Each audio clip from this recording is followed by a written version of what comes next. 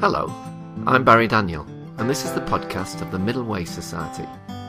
Our aim is to encourage a universal approach to living a more integrated, ethical life, avoiding dogma or any appeal to authority.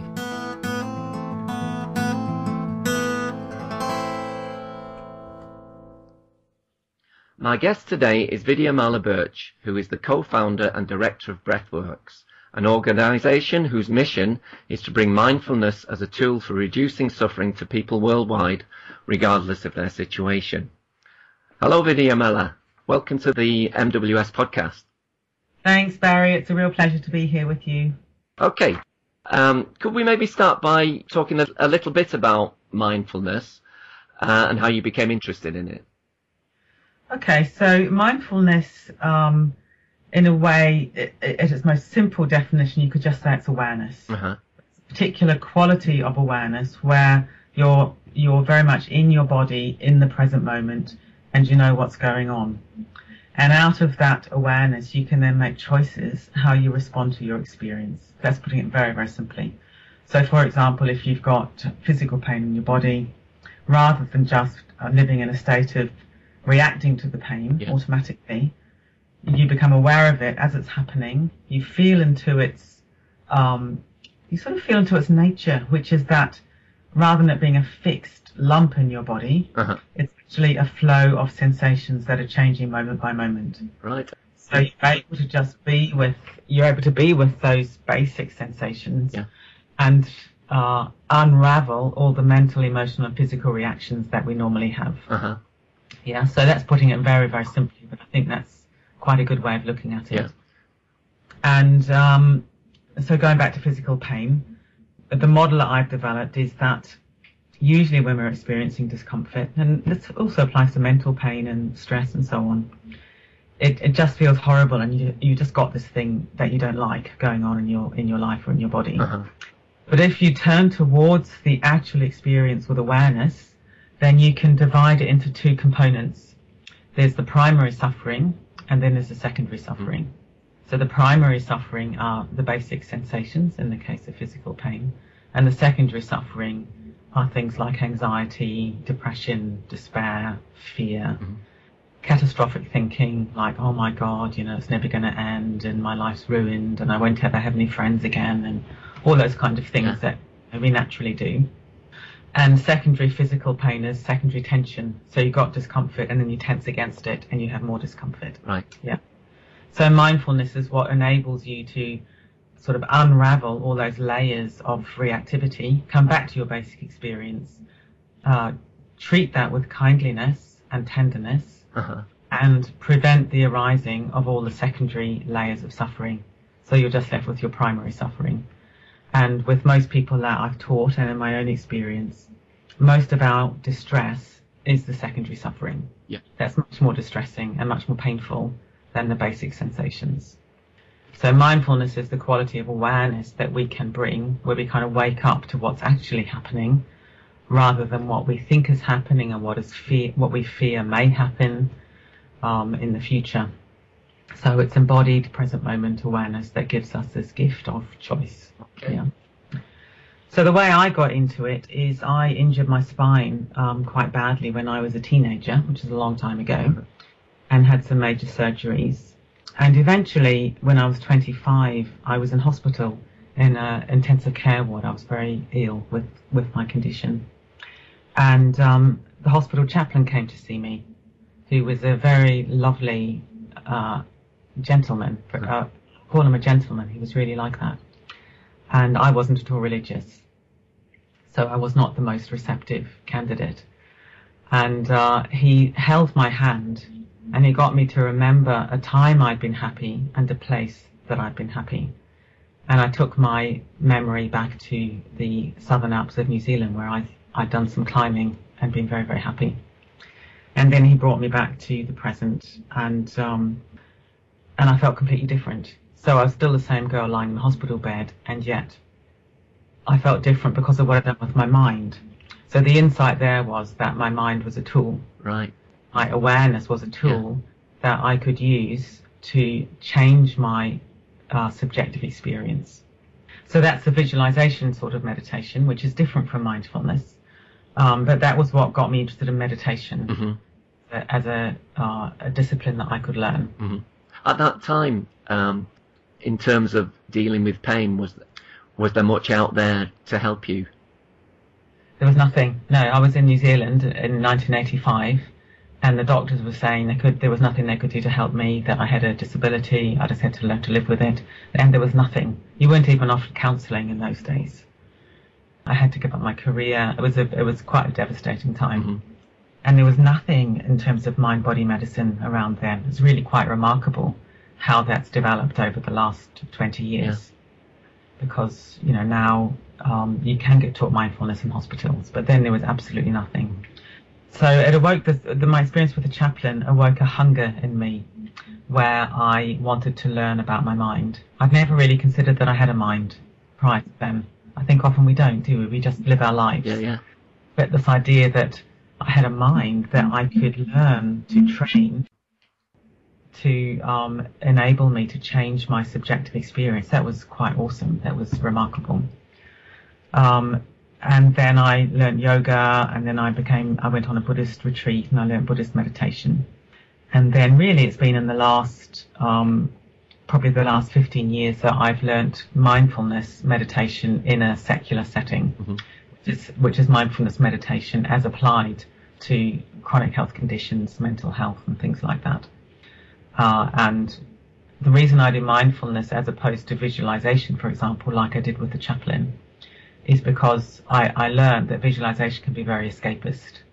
So even though you're learning to use your mind, you can use it to try and avoid what's actually happening right now. Right. Whereas mindfulness meditation is the opposite of that. It's not the least bit escapist. You really are just learning to fully inhabit your life every moment as it's happening, be fully alive with this tremendous sense of initiative, that no matter what happens, you can always choose how you respond to it. But you can only choose how you respond if you know what's happening, if you're aware of what's happening. Yeah, okay. So yeah, that's it in a nutshell. Okay, and you've recently brought out a new book, haven't you, Vidyamala? Could you tell us a little bit about that? Yes, I brought out a new book on the 5th of September, which is called Mindfulness for Health, a practical guide to relieving pain, reducing stress and restoring well-being. And I've co-written that with a guy called Danny Penman, who's a journalist. I did another book that came out in 2008 that's called Living Well with Pain and Illness, which I was very happy with, and it's helped many people. However, the thing that I've become less and less happy with in terms of mindfulness coming into society is that generally it's still been at the level where it's reaching the middle class educated people. Yeah.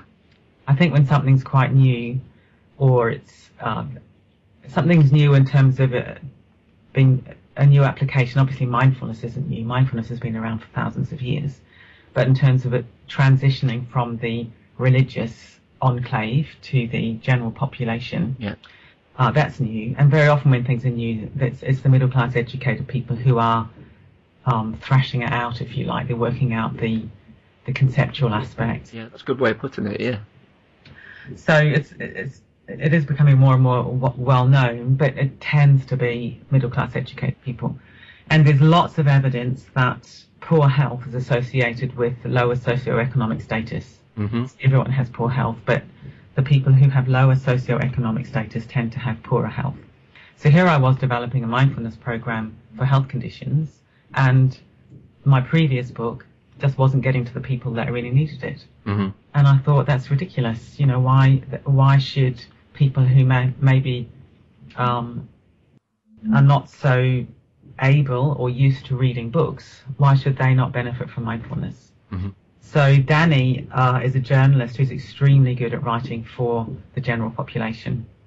He writes for the Daily Mail, so he really knows how to reach across lots of social barriers. Yeah.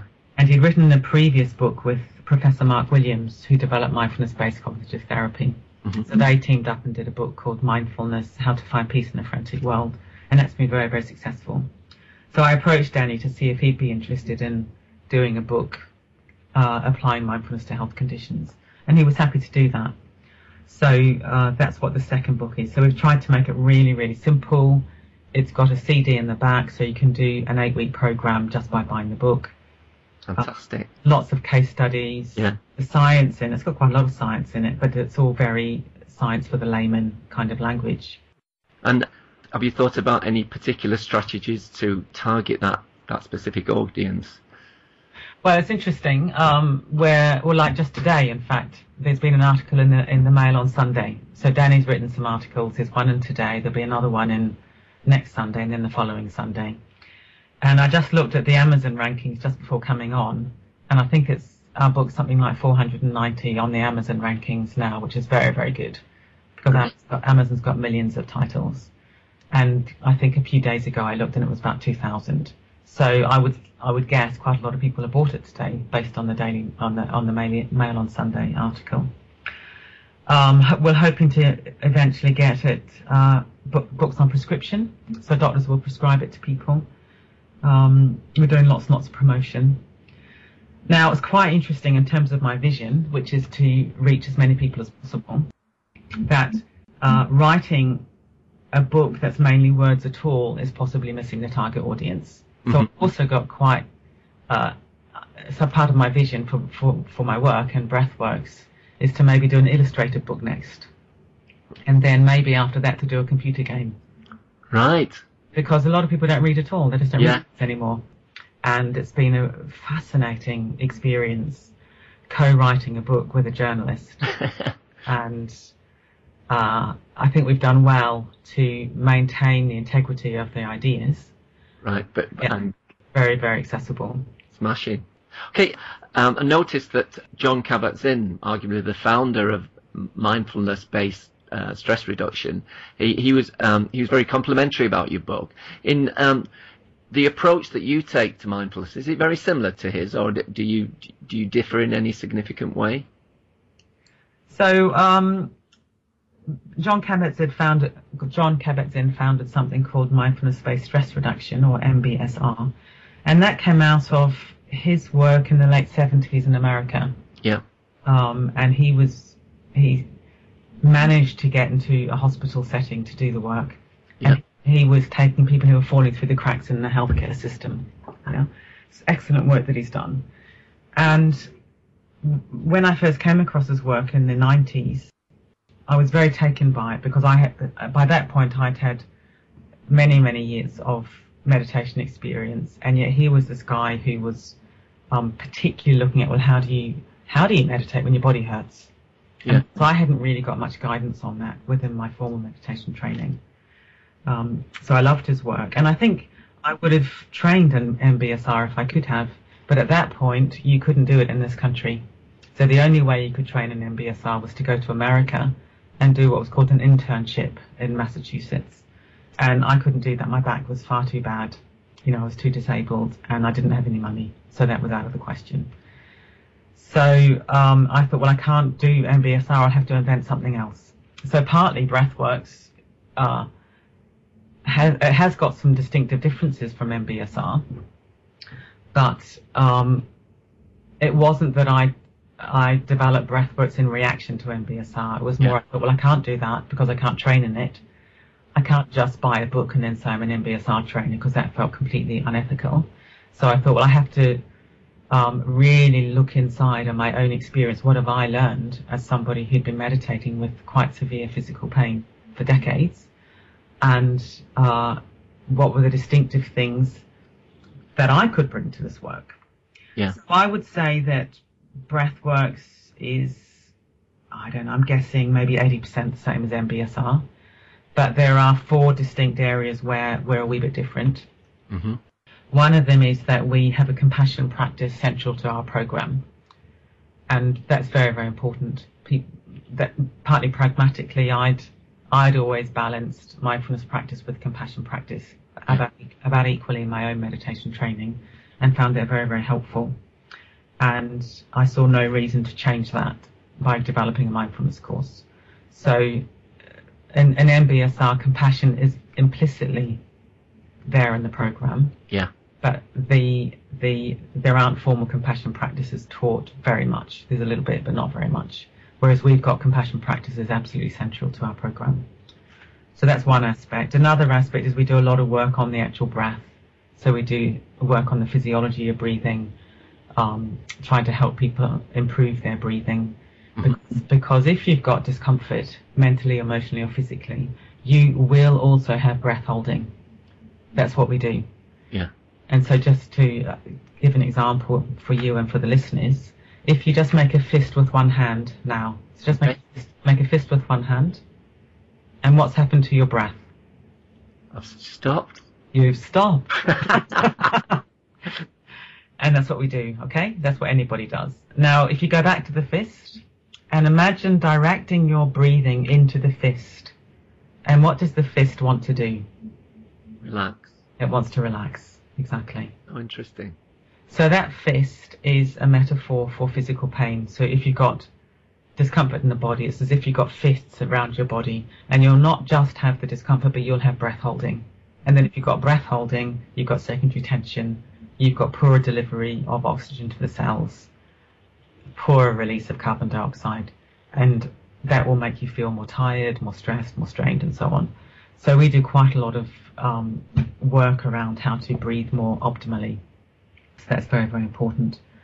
We do a whole module on what we call pacing, because a lot of people with chronic health conditions are quite irregular in the way they use their energy. So you wake up one morning and you feel really good, you're having a good day, and you do all the housework, you do all the shopping, you go mad because you're having a good day, and then you crash the next day. Yeah. And that's called boom and bust. So a lot of us are stuck in a boom and bust cycle. Yeah, yeah. Overdoing it on a good day and then having a relapse as a consequence. So we've got a whole module that takes maybe 3 weeks where people keep diaries of all their activities for 1 week, what their pain levels were at the end, what their stress levels were at the end, how long they did that activity for, and whether it made their pain worse, better, or no difference. So that's quite detailed analysis of your actual behaviour in your life. And that encouragement of the reflection is a big part of the process as well, is it? Definitely, yeah. You're just trying to get much closer to how do I actually live my life? Because it's all very well to meditate for 20 minutes a day, 30 minutes a day. That's a good thing to do. But if you go mad the rest of the day, then actually your meditation isn't really going to change your life very much. Yeah. So you need to bring mindfulness into your daily life. That's absolutely essential for proper behaviour change and quality of life change. So when you're actually actively sitting or whatever you encourage, you see that as a sort of litmus paper in a way to blend into the rest of your day. That's right, yeah. And what we do is when people have kept their diaries, eventually after some more steps in the process, we encourage people to start using a timer. So for example, I've learned through this kind of work that if I sit for longer than 20 minutes, then my back will flare up. Yeah. So I use a timer. So if I'm in meetings, I'll set my timer and I'll stand up after 20 minutes. If I'm working at my computer, I'll do the same thing. If I'm giving a public talk, I'll do the same thing. Okay. And by learning to interrupt my activities with a change of posture, that's massively decreased my pain levels. Okay. Can I just go back to something you said about the compassionate mindfulness? Do you use similar techniques that they use in Buddhism, like loving kindness meditation or things like that? Yeah, it's all based on the loving kindness meditation. Yeah. And are you familiar with Paul Gilbert's work at all? Yeah, I'm very impressed by Paul Gilbert's work. So we brought some of that into our mindfulness work. Right. In fact, we've been doing it for 10 years. That's what's quite interesting. In the mindfulness field, it kind of started to take off in this country about 2000. Yeah. About when we were starting. And there's been, a lot of research studies done and so on showing it's effective. And now, over the last couple of years, there's been people recognizing the need for compassion. Right. So it's been all this mindfulness work, and now we've got compassion coming along. Well, we've in fact been doing both for 10 years. So we've seen both as central pillars, if you like, right from the start. And so it's just quite interesting to watch that development, that some people are recognizing that there needs to be more overt compassion practices within mindfulness modalities, which is, I would totally agree with.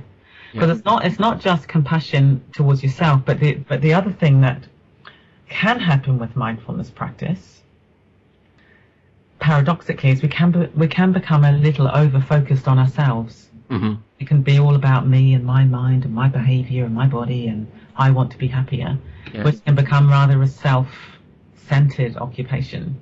Yeah. And the thing about the loving kindness meditations that we do is you're actively thinking of other people. Right. So you will do work on yourself, but then you think of other people around you, people in the world. So you're using reflection to turn your discomfort or your pain from a moment of isolation from humanity to a moment of empathy with humanity. Yeah. So then balance is also an important part of the process then. Definitely. Yeah. Yeah. Okay. About self and others. So you're really starting to work on your relationship with self and other as well. Yeah. Okay. There seems to be a growing amount of evidence supporting the benefits of mindfulness. If there was no empirical evidence, would you still practice mindfulness and promote it? Well, the quick answer is yes, definitely. The reason I say that is because really the only reason why I founded Breathworks and I offer the courses and have written the books and so on is because I know from my own experience that it works. Yeah. So I always say about Breathworks is it's an organisation or it's a program that's developed from the inside out. So you could say here I was as a young woman with spinal pain, disability. There wasn't any medical cure or even really very effective treatment for my situation. I was lucky enough to be taught meditation. I realised that my mind was a tool that I could train. Yeah. Then that's what I've been doing for the last 30 years. And I know it works. So that's the whole basis for what we've developed. So then I had this interesting situation where I wanted to offer it to other people, partly because I thought back to this poor young woman lying in a hospital bed in New Zealand in 1985, where I wasn't really offered anything other than sending a chaplain around, which was amazing. But mind-body medicine, or integrative medicine as it's now called, that just was not around in 1985. So I wasn't offered anything. So I wanted to try to develop something so that other people wouldn't have to go through the lonely journey that I've had to go through. Yeah. So here I was, I had this experience, I knew it worked, and I thought, well, I'll try and teach it to other people. So in 2001, I started running some courses with a very, very, very small grant from the Millennium Commission. And I didn't really know what I was doing. I was just kind of making it up as I went along. And it worked. It was like, well, it doesn't just work for me, it works for other people. That's amazing. Yeah. And then after a few years, me and my colleagues, we had the obvious realization that three people working in Manchester, we can maybe help, 100 people a year. But there's millions of people. 1 in 7 people in the UK have got chronic pain. So there's millions of people who could benefit from this work. Are you talking about physical and emotional? No, just physical. Just physical pain. 1 in 7. So that's not including people. No, anxiety and depression. If you bring in anxiety and depression and chronic health conditions, it's an epidemic out there. Yeah. Yeah. So we realised that the most effective way we could get this work out was to teach other people to do it. So to train other teachers. So really we've become more of a training organisation over the last 6 years or so. And we run quite an in-depth training program. People can look at our website for more information about that. The web address is www.breathworks-mindfulness.org.uk. And then we had this interesting situation. It's quite curious how it happened that we had something that worked. We were teaching other people to teach others. So then we had to come up with a whole theoretical model. Because if you're going to teach other people, you have to have a convincing theoretical model. Of course, yeah. But in my experience, the theoretical model was entirely secondary to the pragmatic knowledge that this is an effective method. Yeah. And I'm quite willing, in a way, to change the theoretical model. If something better comes along, well, I will change it and adapt it. Yeah. So it's not a modality that's research-driven or theory-driven, and then you test it out on real people. It's pragmatically driven. Yeah. Now it works on real people, so then we've got to come up with some kind of, rationale for that. So it's based on people. It's completely based on experience. Well, that ties very much in with the middle way, really. Yeah. So even if there wasn't an evidence base out there, I would still do it. Yeah. Definitely. I know it works. Okay. But it does appear that there is evidence out there, quite a lot of evidence. But just going back to you saying that if people are not careful, they can become too person-focused. Could this evidence, in a way, contribute to that? Could it be seen as a hindrance if you're not careful? Could it encourage people to approach it from a sort of very left-brain, goal-oriented perspective, rather than a more integrative, self-other, more holistic perspective? I think there's a danger of that. I think whenever anything becomes popular, I think far more people will benefit, and there'll be some people who corrupt it. Mm-hmm. I think that's just the nature of these things. If something becomes popular, then you don't quite know where it's going to go. And I think because human beings don't like to suffer, then people will approach mindfulness. Some people will approach mindfulness just to feel better. Mm-hmm. Be like, oh great, I'll do this, and then I won't have pain anymore, or I'll be happy all the time. And so there's quite a sort of limited perspective in there. I mean, obviously that's reasonable not to want to suffer, of course. Yeah. But mindfulness, in its true sense, is a much deeper transformation, where we become less selfish, more integrated into the human condition. We're able to see our own experience reflected in the 7 billion other people on the planet around us. Mm-hmm. And hopefully we become more loving, more generous, kinder, and so on. Yeah.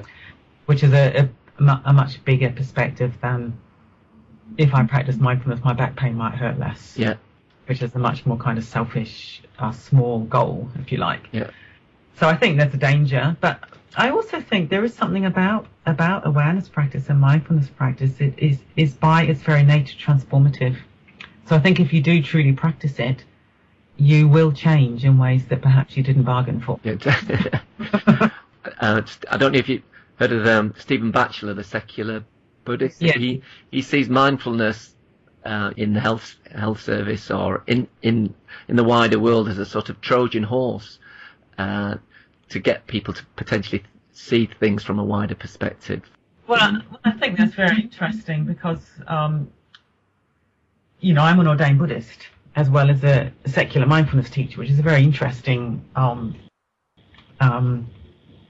situation to live within. I don't actually have any conflict, but I have an image which I find quite evocative for myself, that I see my work within my Buddhist tradition like being there's a blazing sun. Mm-hmm. There's a dark sky and there's a blazing sun. And that work within the Buddhist tradition is like sitting at the sun. I've got the complete package. I've got ritual. I've got ethics. I've got a goal. I've got highly sophisticated meditation practices. Yeah. I've got a philosophical framework. Yeah. And then you've got the darkness of the suffering in the world. And I see my work at Breathworks as like where that light intersects with the darkness. Okay. Yeah. So it's way out in the world, intersecting with the darkness, and that's a very, very valuable and important place to work. Uh-huh. So, and I'm lucky that I have both. And recently I've been doing quite a lot of drop-in and beginner meditation courses at the Manchester Buddhist Centre. Yeah. And I've been amazed at the demographic of people coming.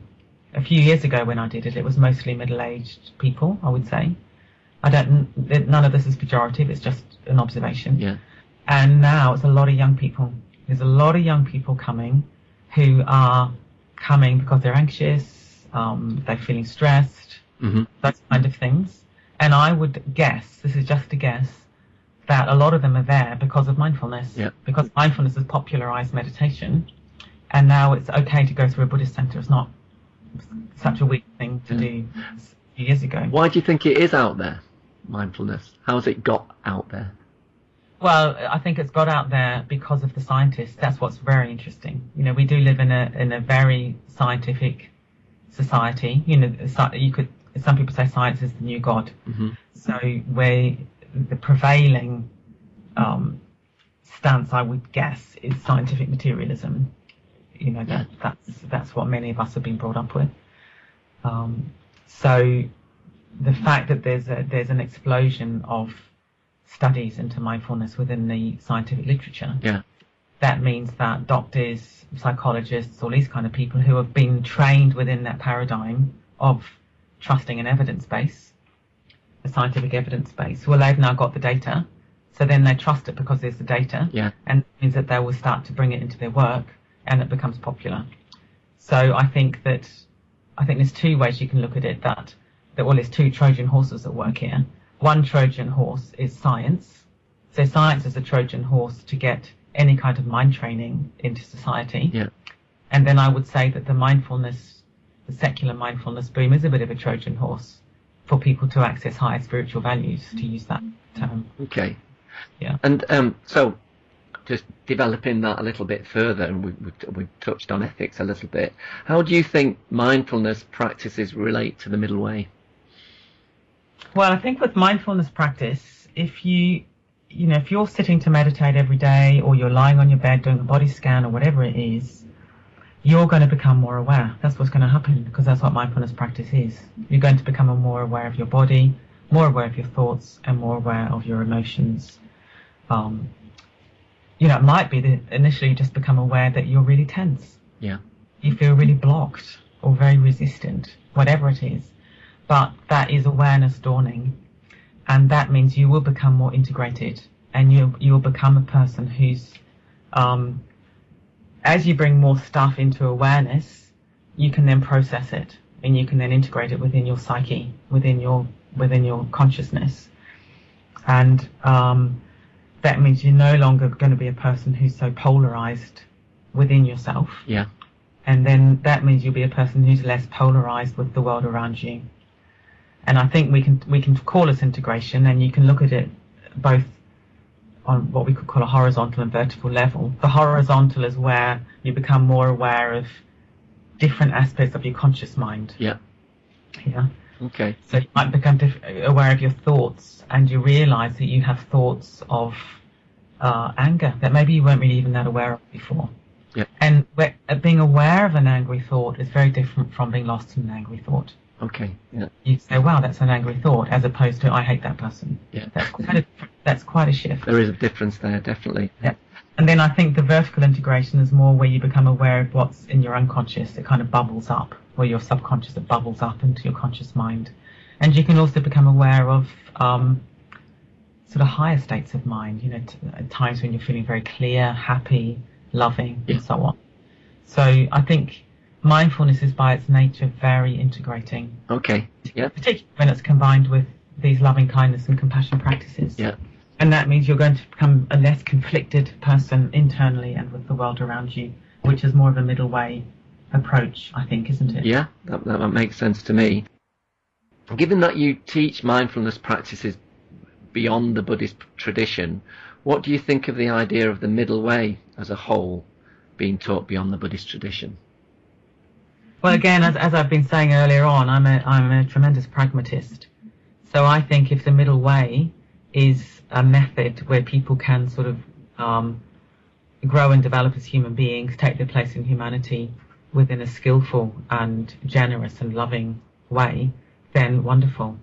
The world is desperate for ways to bring harmony. The world's in a terrible state, isn't it?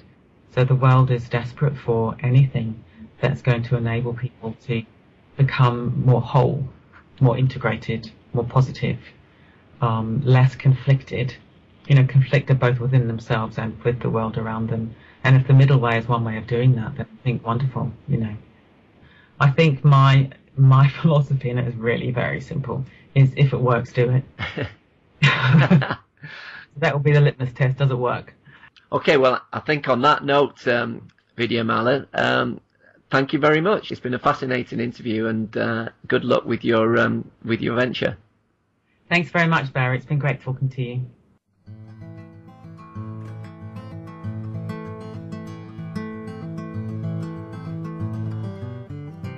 can find out more about Middle Way philosophy at www.middlewaysociety.org.